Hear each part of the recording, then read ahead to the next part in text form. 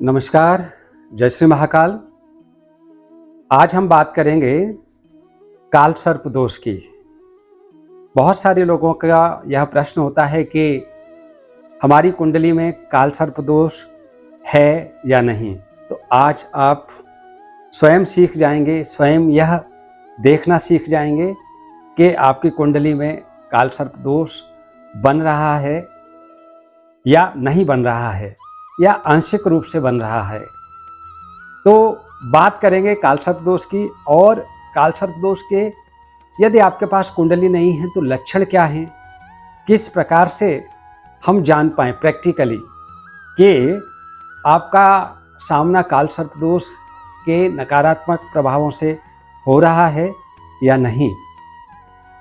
काल सर्प दोष यदि है तो उसके निवारण किस प्रकार से किए जाएं, उसके निवारण के क्या उपाय हैं, ये भी हम बताएंगे। काल सर्प दोष जीवन के किन किन क्षेत्रों को प्रभावित करता है, यह भी हम बताएंगे। और काल सर्प दोष से मुक्ति प्राप्त करने के बाद आपको किस प्रकार की अनुभूति होती है, कैसा अनुभव होता है, कैसे परिणाम प्राप्त होते हैं, यह बात भी आपको बताई जाएगी। तो सबसे पहले हम देखते हैं कि काल सर्प दोष क्यों बनता है, कुंडली में क्यों आता है, यह भी एक प्रश्न होता है। काल सर्प दोष इस जन्म के कारण नहीं है। आपकी कुंडली जो है वह जिस समय आपका जन्म हुआ है उस समय भूमंडल के चारों तरफ ग्रहों की क्या स्थिति थी उसको दर्शाता है, और ग्रहों की स्थिति के अनुसार ही, राहु केतु की स्थिति के अनुसार ही काल सर्प दोष निर्मित होता है कुंडली में।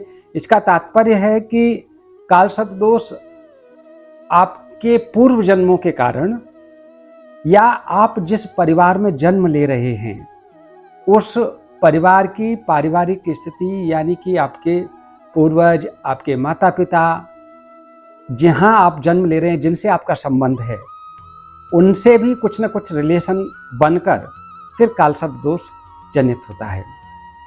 काल सर्प दोष कुंडली में हम किस प्रकार से देखें। राहु और केतु, ये जो दो ग्रह हैं, राहु एक तरफ होगा तो केतु उसके अपोजिट होता है। राहु यदि लग्न स्थान में है, प्रथम भाव में है, तो केतु सप्तम भाव में होता है, नीचे होता है।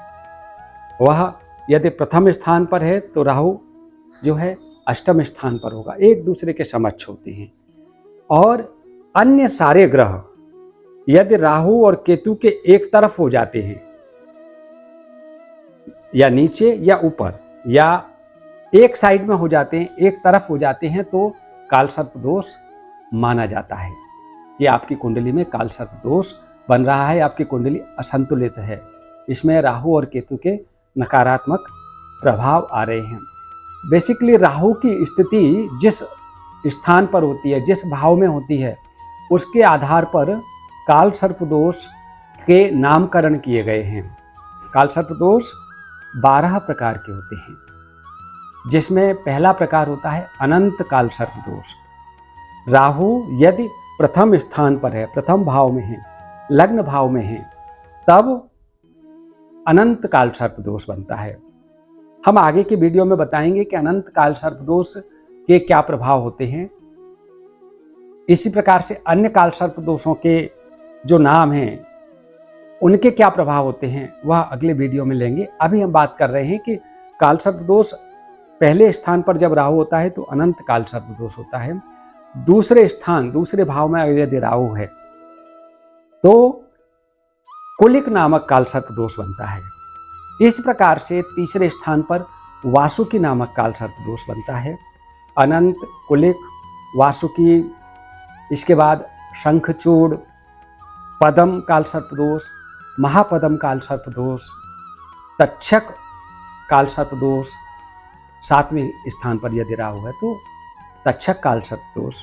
इसी प्रकार यही क्रम है, चतुर्थ स्थान पर शंखचूड़, पंचम स्थान पर पदम काल सर्प दोष, षष्ठम स्थान पर राहु है तो महापदम काल सर्प दोष, सप्तम स्थान पर तक्षक है, अष्टम भाव में, अष्टम स्थान पर यदि राहु की स्थिति है तो कर्कोटक काल सर्प दोष, इसके बाद नवम भाव में राहु है तो शंखपाल नामक काल सर्प दोष, फिर घातक पातक, दसम भाव में राहु है तो घातक या घातक पातक काल सर्प दोष बनता है।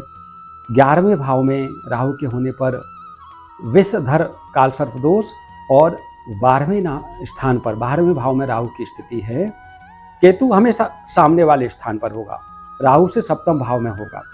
तो राहु यदि 12वें स्थान पर है तब तक्षक नामक काल सर्प दोष बनता है। ये 12 प्रकार के काल सर्प दोष हैं। इन काल सर्प दोषों की स्थिति यदि कुंडली में है तो कुंडली असंतुलित मानी जाती है, यानी जीवन में कुछ न कुछ कमियां रह जाती हैं। लक्षण क्या है, व्यक्ति को कैसे जाने कि उसका काल सर्प दोष है और अभी जागृत अवस्था में, यानी कि नकारात्मक प्रभाव पड़ रहे हैं। तो इसके लिए यदि आपके कुंडली में राहु या केतु की महादशा या अंतर्दशा चल रही है, या किसी पर्टिकुलर भाव में जैसे दसम स्थान पर राहु का गोचर है और काल सर्प दोष कुंडली में है, कोई किसी भी प्रकार का है, लेकिन राहु दसम स्थान पर गोचर कर रहे हैं, तो आपको जॉब से संबंधित समस्या आएगी। या तो जॉब मिलेगा नहीं, जॉब मिलेगा तो असंतुष्टि वाला जॉब मिलेगा, या वहाँ पर आपको तमाम प्रकार की अनेकों प्रकार की परेशानियों का सामना करना पड़ेगा। यह काल सर्प दोष का लक्षण है। आपके बनते बनते काम बिगड़ेंगे, अधिक मेहनत करने के बावजूद आपको परिणाम कम मिलेंगे या नहीं मिलेंगे, बार बार असफलता हाथ लगेगी, अनावश्यक खर्चे आएंगे, अनावश्यक झगड़े होंगे, बिना किसी कारण के स्वास्थ्य खराब हो जाए। इस प्रकार से जहां व्यक्ति को इन स्थितियों का सामना करना पड़े, तब समझिए कि आपका काल सर्प दोष बन रहा है। उसके ऐसी स्थिति में किसी विशेषज्ञ से अपनी कुंडली की जांच करा लेना चाहिए कि वाकई राहु की अंतर्दशा, केतु की अंतर्दशा या इनकी महादशा या गोचर में ये प्रभाव डाल रहे हैं। तो आगे बढ़ते हैं, आगे हम बात करेंगे। ये 12 प्रकार के काल सर्प दोष हो गए, उसके प्रभाव हो गए, इनके उपाय का क्या है, काल सर्प दोष निवारण कैसे किया जाए। तो यदि घर में ही आप राहु का मंत्र या केतु के मंत्र जाप करें, केतु की अंतर्दशा महादशा में, राहु की अंतर्दशा महादशा में राहु के मंत्र का जाप करें, या महामृत्युंजय मंत्र का जाप करें, तो काल सर्प दोष के यदि सामान्य नकारात्मक प्रभाव है वह दूर होते हैं। लेकिन यदि अधिक समस्या आ रही हैं और राहु या केतु के कारण समस्याओं का अंबार लग रहा है, आप कई प्रकार से प्रयास कर चुके हैं लेकिन सफलता नहीं मिल रही है, तब काल सर्प दोष का शांति अनुष्ठान, काल सर्प दोष निवारण अनुष्ठान संपन्न कराना चाहिए। यह अनुष्ठान प्रायः घरों में नहीं करना चाहिए, विशेष स्थिति में ही घर के पूजन पर जाना चाहिए, अन्यथा मंदिर में, तीर्थ स्थल पर और तीर्थों में भी, अवंतिका नगरी, उज्जैनी नगरी या नासिक, त्र्यंबकेश्वर, यहाँ पर इसके निवारण का अनुष्ठान होता है। त्रियोगी नारायण में भी अनुष्ठान होता है, दक्षिण में कालहस्ती में भी पूजन अनुष्ठान होता है। तो जो नज़दीकी स्थान हो आपके, यदि आप उत्तर भारत में हैं तो महाकालेश्वर की नगरी उज्जैन में आकर इसकी शांति पूजन, इसका अनुष्ठान संपन्न कराना चाहिए। आज के लिए अभी इतना ही। हम एक और पार्ट में काल सर्प दोष पर अगला वीडियो लेकर आएंगे, उसमें हम निवारण के और कुछ आपको उपाय बताएंगे। साथ में काल सर्प दोष की पूजा किस प्रकार से संपन्न होती है उज्जैन में, वह भी आपको बताएंगे, और काल सर्प दोष पूजन के बाद क्या परिणाम मिलते हैं, किस प्रकार से लाभ मिलता है, और जिनकी कुंडली में जब काल सर्प दोष नकारात्मक प्रभाव डालता है तब नेगेटिव इफेक्ट मिल रहे हैं, लेकिन जब वह पॉजिटिव परिणाम देना शुरू करता है तो व्यक्ति कहाँ तक पहुँचता है, उस पर भी प्रकाश डालेगा। जय श्री महाकाल।